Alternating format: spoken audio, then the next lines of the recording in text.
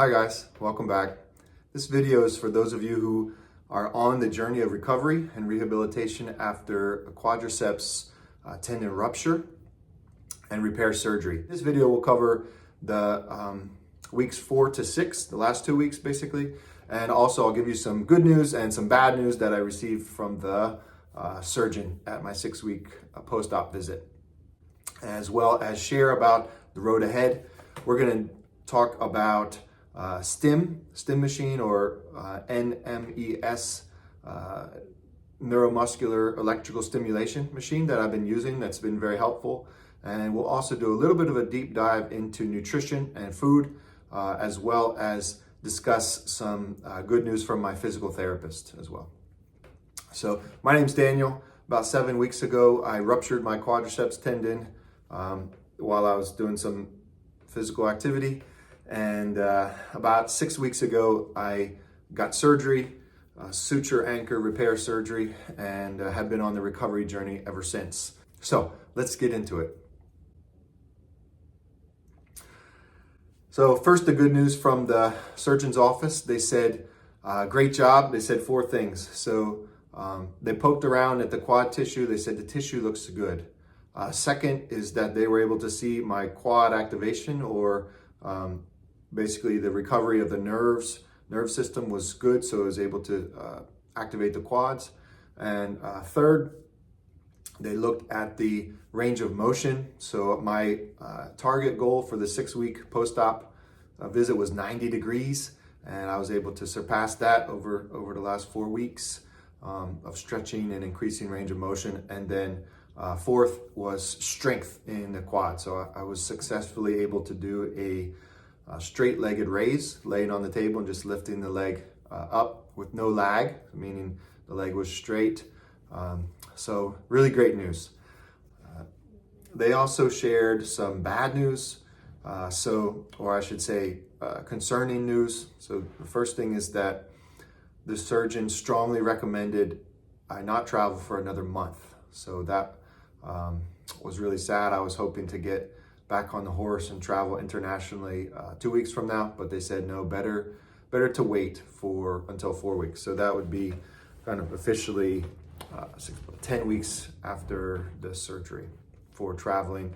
Really, the reason for that was because there's a lot of stumbling blocks and people jostling you when you're on the road.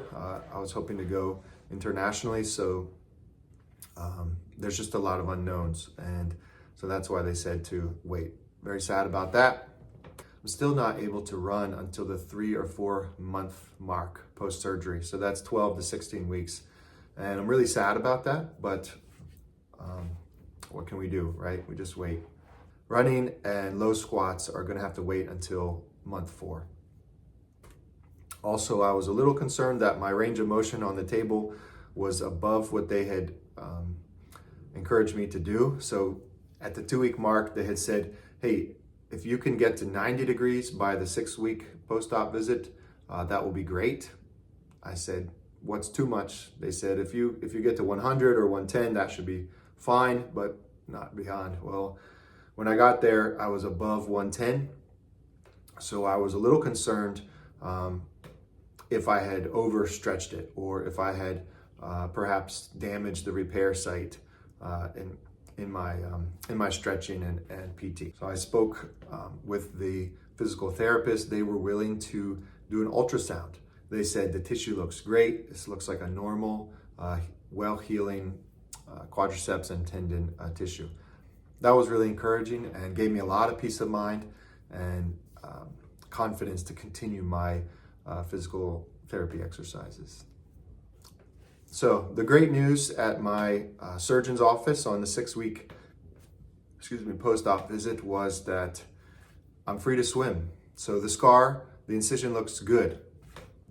So that means that I can submerge it now, take a bath, go swimming. That'll be great for exercise.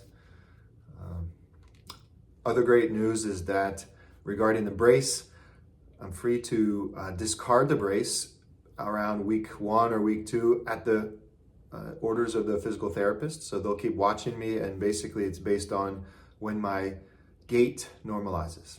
So will be working hard to have a normal walking posture and not swing my leg around when I walk. I'm also free to discard the crutches around week 1 or week 2. I've kind of already stopped using them because they're awkward, but I do still use them on days that I'll be on my feet for a long time and perhaps be jostled or be around unflat or kind of, unflat footing. So priorities for the next 2 months, basically when I go in for my 4-month post-op visit, priorities are 3 things. So number 1, get the swelling down. Building up strength so that I have a bulkier quad, and then also building endurance. At the same time, we're focusing on not re-injuring it, so not letting the knee buckle or having a major slip or a fall. So need to be careful with that. Because swelling, actually in the swelling markers, the inflammation markers that are present in your tissue when you have swelling, actually signal for the breakdown of muscle. So it's very difficult to build muscle during this time that we have swelling and inflammation. So to address the swelling, there's actually 3 ways to address the swelling. The first is to continue icing it. So I ice after every time I do my own at-home physical therapy exercises. That's twice a day. And also ice after my PT sessions. And second thing is elevation, obviously. So at night when I sleep, I elevate the leg on a stack of pillows. It's kind of uncomfortable, but I'm getting used to it. And then also I'm still sitting on the floor when I can, or limiting my walking around and standing. And so the third way to reduce swelling is with a compression sleeve. So I bought a knee compression sleeve, just mild compression, and also bought some compression socks to help reduce the swelling, especially when I'm walking around. Second priority is building strength. So we're doing that through a lot of exercises. I'm not going to demonstrate the PT exercises for you on this video because really your physical therapist should be going through that with you. And I'm not a medical professional, so it's better for you to just follow the advice of physical therapist. And if you don't have that, there's plenty of YouTube videos out there, so I don't need to duplicate that. So the physical therapist has encouraged me to start to try to walk normally now, or normalize my gait, as well as work hard to normalize getting up out of a chair. So when I stand up, to make sure to use the new recovering leg equally or even more than the normal good leg. But third is just building endurance, and we do that through building strength. Some of the science behind this is that right now in this stage, so the 6-week to 12 or 16-week stage, the scar tissue is beginning to realign. And so we've had early on in the process, we had a huge buildup of collagen fibers. Your body does that during the inflammation stage to kind of bring in more scar tissue, and you'll see that happening. So the scar tissue is there, and now it's time to build strength and start to kind of refine the direction of the scar tissue. So that's what we're doing now. And the doctor said that I really don't need to think about range of motion anymore. Once I'm up to 120 degrees, that's already pretty much good for walking and most necessary functional things. So the rest of the range of motion will come back in time as I strengthen the muscle. Another thing about strength training is that this working on strength will actually increase my endurance somehow. So we're just focusing on mini squats, getting up and down from a seat, using both legs to get up and down. Also walking up and down staircases, that type of thing. So my strength goal when I return to the surgeon's office at month 4 is going to be pretty simple, pretty basic. So just to be able to do a double leg squat, and to be able to do mini squat on one leg, so just down to like 45 degrees. Also have a more bulky quad, so the muscle return to the thigh, as well as have the swelling completely down.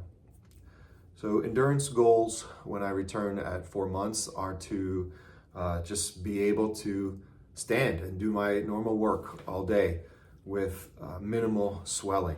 So that should happen around week 10 to week 12. Yeah.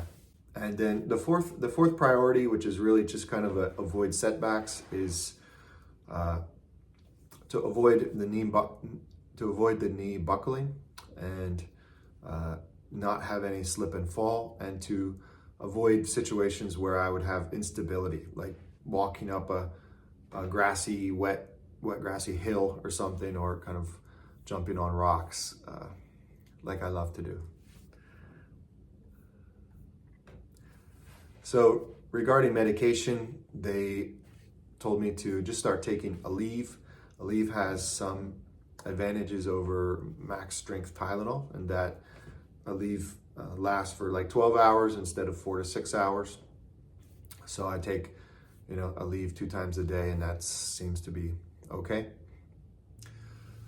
We also talked about the incision site, or the scar. This is obviously secondary to getting the tendon and the quad muscle back in shape, but it matters. So they gave me a few things to fix the scar. The first thing is silicone gel. So not silicone tape or silicone sheets, but silicone gel. And you put it on, basically, just take a small dab and rub it along the length of the scar, and then just kind of rub it in. The idea is that this will dry, and silicone gel has a proven track record of keeping collagen production down. So what we're doing is keeping the scar from amassing more collagen underneath the scar and becoming raised. It's not, I didn't see any literature on this helping the scar to kind of strengthen the tissue, but what it does do is help the scar remain kind of flat and looking good. The second really important thing for the scar site is that here we have new flesh that's coming in, so we need to protect it from the sun. And so the physician assistant advised me to, when I go outside with shorts on, just cover it with gauze, maybe tape some gauze over it, or even just wear long sleeve pants, or find a way to cover it. We discussed SPF, like sunblock. They didn't really like that idea. Of course, you can buy that silicone gel with SPF in it. I'm not a medical professional, so I'm not going to give recommendations on that, but I am going to kind of try to stay away from putting creams and lotions and anything on the scar site for now, other than that silicone gel. But they also recommended scar mobilization massage, and you can find videos online how to do that. But basically, start at one end of the scar, and you can kind of rub it in a circular formation. The idea is to stretch it a little bit, and then you can also rub it up and down along the length of the scar,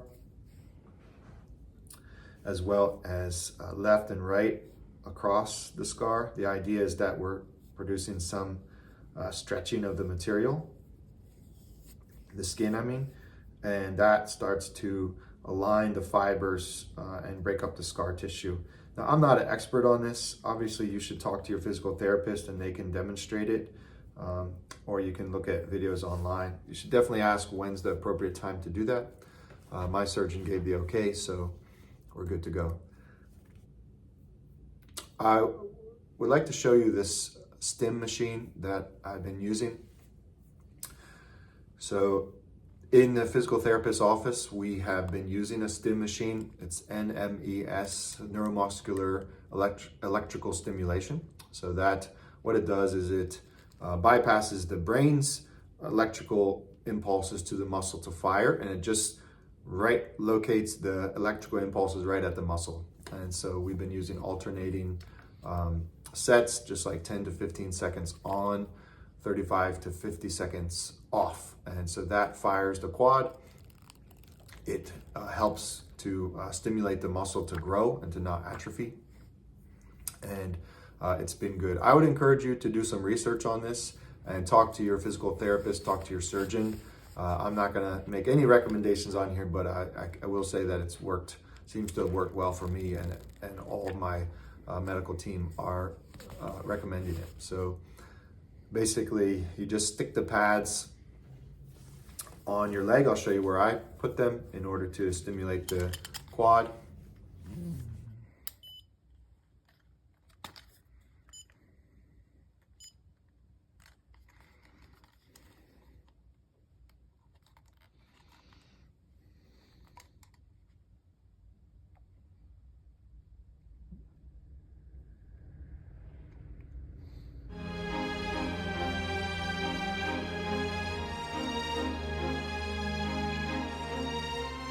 Ah!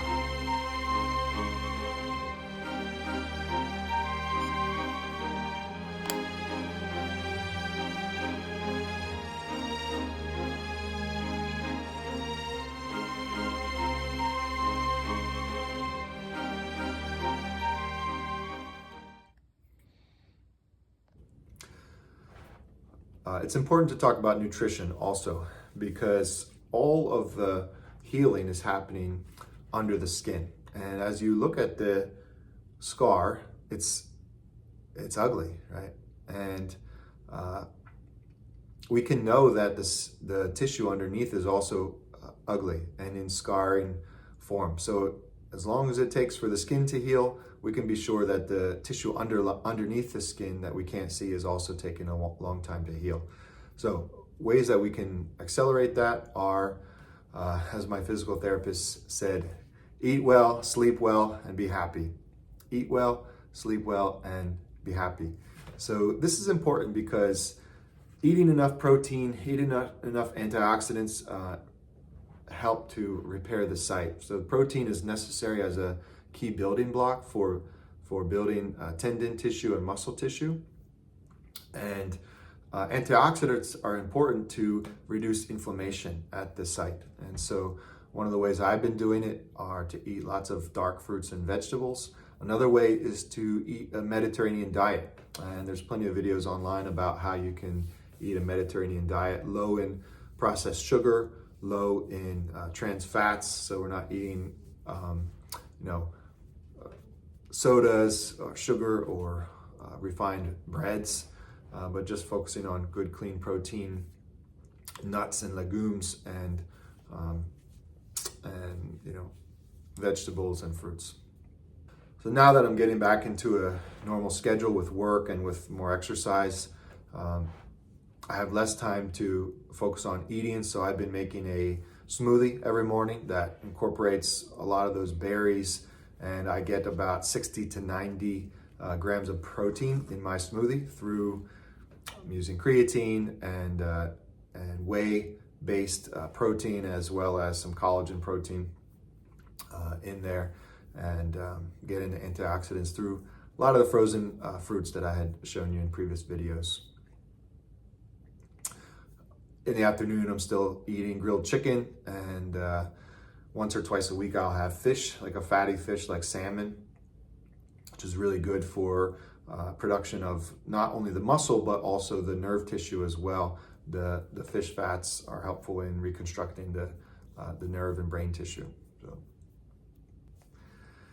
So my hopes for month 4 or 16 weeks post-op are that I can start to run again. It's kind of crazy to think I haven't and won't have run for 4 months when I used to run every day or almost every day. Second thing, at 4 months, I can start to do heavier strength training. So squats, even lower squats, so that will be good. So just want to give a disclaimer. I'm not a medical professional. I'm just a guy who ruptured his quad tendon and is trying to figure out what's going on. So I want to share that with you. Please recognize that all of us are on a different journey. So my timelines will be different from your timelines, and want to encourage you to just take the surgeon's advice, take the physical therapist's advice as you're going. I think it's important to say that to the best of my ability, I have followed the doctor's orders. At no point do I think I'm smarter than the surgeon or the physical therapist. They have a lot of education, and their education is built on journal articles and repeated studies. And so I figure if I'm paying them so much money, I'm going to listen to their orders. The reason for this is that I'm in my 40s. I have another, God willing, 50 to 60 years left of use in this body. My goal is to get back to full recovery, as if this injury never happened. So full range of motion, running around, playing active sports like tennis, mountain climbing, weightlifting. And so I have big goals, and so I'm willing to kind of slow down during this period to allow the tissue to heal at its proper speed. That's it for this video, 6-week post-op from quadriceps tendon rupture and repair surgery. Just want to remind you that one of the guiding lights is there's not really a whole lot we can do to speed up our recovery, but there certainly are things that we can do to slow it down and cause setbacks. So God bless you. I hope you have an excellent recovery, and take care. See you in the next video, maybe around month 4.